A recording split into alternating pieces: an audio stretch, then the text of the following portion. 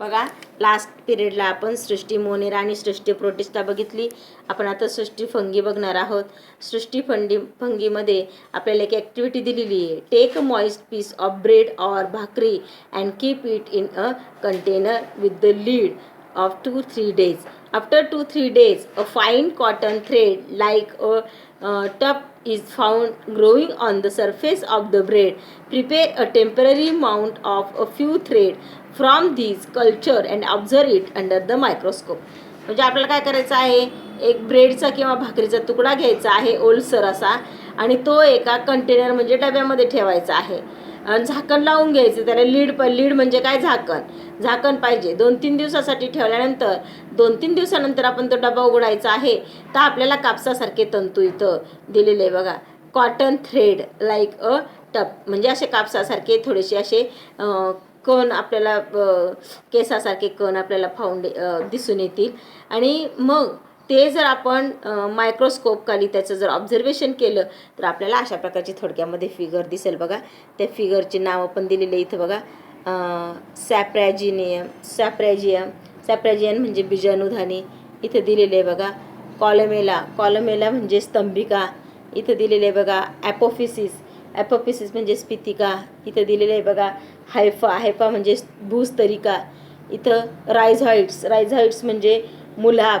नंतर इथं दिलेले आहे बघा सॅफ्रोजिफोर्स म्हणजे आपल्याला बीजाणू दाणीधर. अशा प्रकारे ही आकृती आपल्याला दिलेली आहे फंगीची. याची characteristic, first characteristic, these are non green eukaryotic heterotrophic organism. Non green म्हणजे हे हिरवे नाही. त्याच्यानंतर हे जे आहे दृश्यकेंद्रकी आहे. आणि त्याच्यानंतर हेट्रोट्रॉपिक म्हणजे परपोषी आहे. Most of them are saprotrophs म्हणजे मृतोपजीवी, दुसऱ्या याच्या शरीरावर वाढणारे. They feed upon decaying organic matter जे कुजलेल्या पदार्थांवर हे वाढतात. Their cell wall is made up tough and complex sugar called chitin. बघा, कायटिनने याची जी शर्करेपासून आणि कॉम्प्लेक्स कार्बनी पदार्थांपासून याची जी सेल वॉल आहे म्हणजे पेशीभित्तिका बनलेली असते. Some fungi are thread like and many nuclei are present in the cytoplasm. काही जे कवक आहे हे तंतुरूप असतात आणि त्यांचे सायटोप्लाझ्म म्हणजे पेशीद्रव्यामध्ये त्यांनी काय सांगितलं, many nuclei are present in the cytoplasm म्हणजे त्यांच्या सायटोप्लाझ्म म्हणजे पेशीद्रव्यामध्ये अनेक अशी केंद्रके आपल्याला आढळून येतात. Example, baker's yeast, aspergillus fungi on corn म्हणजे काय माहिती आहे ना तुम्हाला, मक्यावरील बुरशी, पेनिसिलियम आणि मशरूम्स. तर अशा प्रकारे आपल्याला हे याची फंगीची नावं दिलेली आहे बघा. बेकर्स ईस्ट, ॲस्पेरजिलियस, नंतर पेनिसिलियम आणि mushroom. Though many systems of classification are introduced after the Whittaker's, his 5 kingdom system is widely accepted. तर बघा, बऱ्याच प्रकारच्या ज्या वर्गीकरणाच्या पद्धती प्रत्येकाने सांगितल्या, पण व्हिटॅकर यांची पद्धत जी आहे पंचसृष्टी पद्धत ही प्रत्येकाने मान्य केलेली आहे. इथं फंगीची एक्झाम्पल पण दिलेली बघा. आपण बघितलं ना, अनेक थ्रेड असलेले हे बघा इथं दिलेले उदाहरण. आणि इथं आपल्याला हे जे आहे ना, हे उदाहरण कसलं आहे, मशरूम. हे बघा मशरूम इथं दिलेले बघा, मशरूम आहे की नाही, एक्झाम्पल आहे बघा. मशरूम प्रत्येकाने बघितलेलं आहे. भूछत्र थोडक्यात आपण त्याला म्हणतो, किंवा कुत्र्याची छत्री थोडक्यामध्ये तुमच्या भाषेमध्ये. आपण मराठी मीडियममध्ये सुद्धा या कवकाचा थोडक्यात सुरुवातीला अभ्यास करून घेऊ बघा. कवक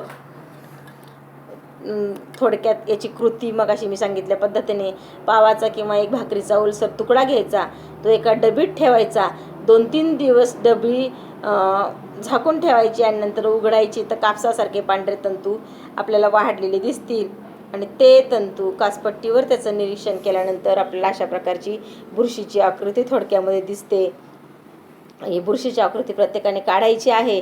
त्याचे भाग दिले बघा: बीजाणुधानी, स्फितिका, स्तंभिका, भूस्तरिका, मुलाब, बीजाणुधानी धर. तर अशा प्रकारे याचे अवयव आहे. याची लक्षणं बघा थोडक्यामध्ये आपण बघू. कवक सृष्टीत परपोषी, असंश्लेषी व दृश्य केंद्रिकी सजीवांचा समावेश होतो.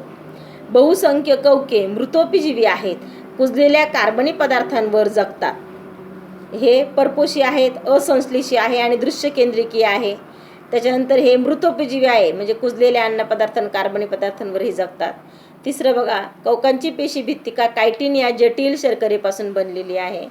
कायटिनने याची पेशी भित्तिका बनलेली असते. काही कवके तंतुरूप असून यात आतील पेशी द्रव्यात असंख्य केंद्रके असतात. ही तंतुरूपे असतात आणि इथं फिगर दिलेली बघा, तंतुरूपे आहे आणि यांच्या याच्यामध्ये अनेक केंद्रके आहेत. उदाहरणं दिली बघा कवकाची. किण्व, त्याला बेकर ईस्ट असं म्हटलं जातं. बुरशी पाव तयार करण्यासाठी हे वापरतात, लक्षात घ्या. ॲस्पॅर्जिलस मक्याच्या कणसावर वाढतं. नंतर पेनिसिलिन आणि नंतर भूछत्र. पेनिसिलिन हे औषध म्हणून याचा वापर करतात, लक्षात घ्या. भूछत्र, मशरूम हे जे आहे याचा आपण खाण्यामध्ये सुद्धा काय करतो, वापर करतो. विटाकरांच्या वर्गीकरणाची काही पद्धती मांडल्या गेल्या तरी आजही अनेक शास्त्रज्ञ विटाकर यांच्या पंचसृष्टी वर्गीकरणाचे प्रमाण मानतात. या पद्धतीचे यश आहे. म्हणजे विटाकर यांच्यानंतर अनेक वर्गीकरण आले, परंतु तरी सुद्धा शास्त्रज्ञ अजून त्यांचा वापर करताय, अवलंब करता आहे. पुढचं बघा आता, सजीवांचे वर्गीकरण, क्लासिफिकेशन ऑफ मायक्रोब. पृथ्वीवरील एकूण सजीवांमध्ये सूक्ष्मजीव सर्वाधिक संख्येने आहेत. त्यांची पुढील प्रमाणे विभागणी करता येते.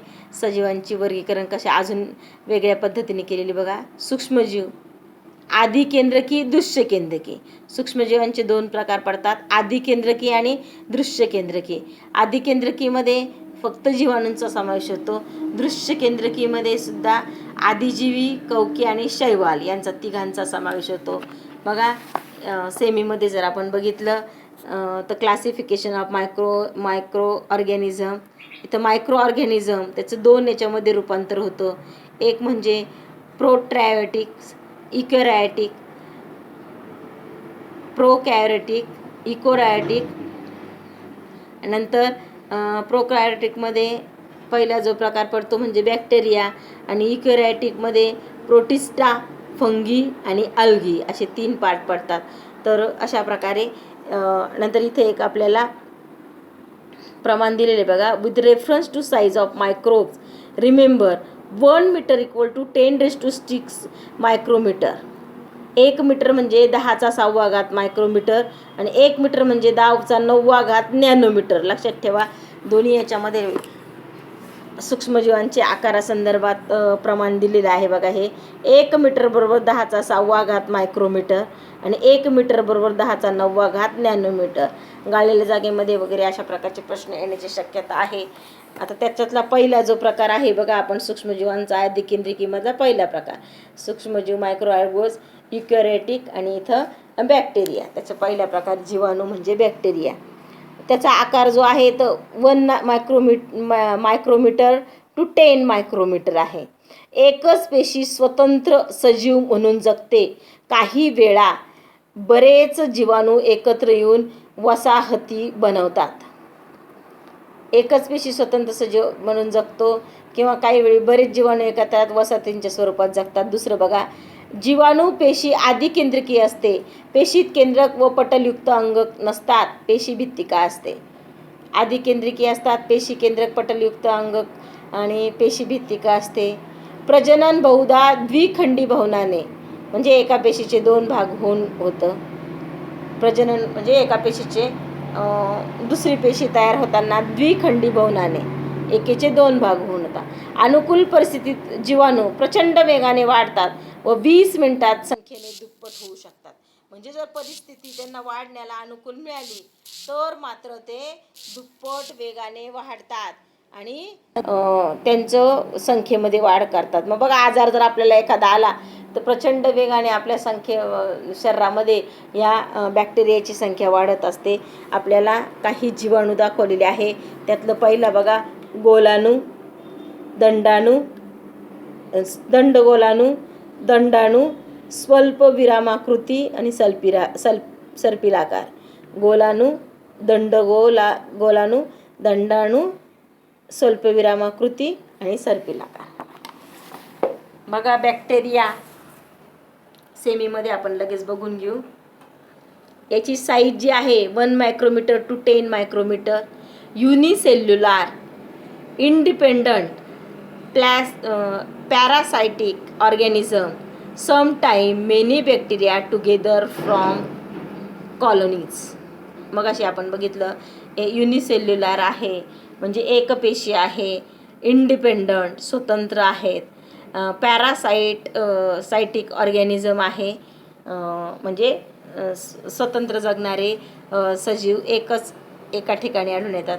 आणि sometime many bacteria together from colonies म्हणजे काही वेळा अनेक बॅक्टेरिया एकत्र राहतात. दुसरं बघा, bacterial cell is prokaryotic with cell wall but distinct nucleus और cell organelle are absent.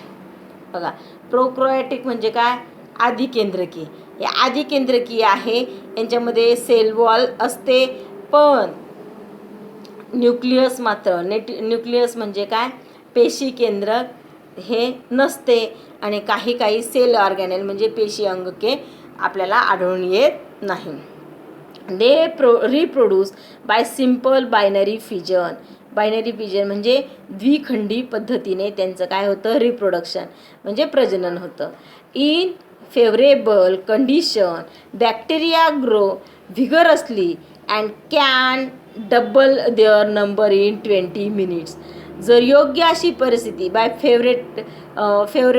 Favourable condition, योग्य अशी परिस्थिती त्यांना आढळून आली तर बॅक्टेरिया काय होतात, व्हिगरसली म्हणजे एकदम ताबडतोब तात्काळ असे ते वाढतात आणि double their number in 20 minutes 20 मिनिटामध्ये ते डबल होतात. काही आपल्याला बॅक्टेरिया दिलेले बघा इथं. गोलाणू म्हणजे कोकस, कोकोबॅसिलस म्हणजे दंडगोलाणू. नंतर बॅसिलस म्हणजे दंडाणू. नंतर बघा व्हायब्रिओ म्हणजे स्वल्पविरामाकृती. आणि शेवटचा भाग दिलेला आहे बघा स्पिनिलम म्हणजे काय, सर्पिलाकार. स्पिरिलियम म्हणजे काय, सर्पालाकार. स्पिरिलम सर्पिलाकार. इथं व्हायब्रिओ म्हणजे किंवा कॉमाशे म्हणजे स्वल्पविराम. बॅसिलस दंडाणू, कोकोबॅसिलस दंडगोलाणू आणि कोकस म्हणजे गोलाणू. तर अशा प्रकारे आपल्याला थोडक्यामध्ये बॅक्टेरियाची काही कॅरेक्टरिस्टिक किंवा कशा प्रकारे बॅक्टेरिया असतात आपल्याला सांगितलेले आहेत. पुढचं जे पान आहे, एक पान राहिलेलं आहे, ते आपण पुढच्या तासाला घेऊ आणि नंतर आपण एक्सरसाइजकडे वळणार आहोत. तर आत्तापर्यंत शिकवलेलं जे आहे त्याचं सर्वजण लक्षणं वगैरे प्रॉपर्टीज असतील ती सर्व काय करायची आहे प्रत्येकाने, किंवा जर मी तुम्हाला सांगितलं की ही फंगीची फिगर आहे किंवा इथं अमिबा आहे, पॅरामेशियम आहे, काही प्रकारचे सम बॅक्टेरिया इथं आहे आणि अशा प्रकारची हा जो चार्ट आहे जे महत्त्वाचं आहे, किंवा 1 मीटर इक्वल टू 10⁶ मायक्रोमीटर वगैरे असे फॉर्म्युले आहे, हे सर्व तुमच्या नोटबुकमध्ये नोट डाऊन थोडक्यामध्ये सर्वांनी करायचं आहे आणि मला उद्या दाखवायचं आहे. Good day.